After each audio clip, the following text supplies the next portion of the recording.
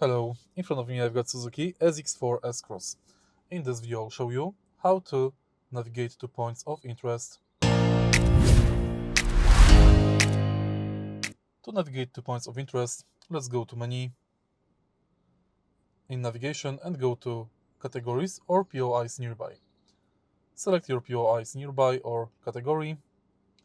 Let's for example select home improvement and hardware store, all.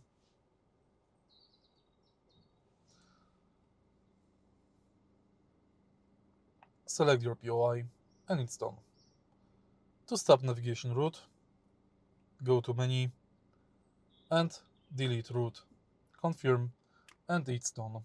If you find this video helpful, please leave like, comment and subscribe.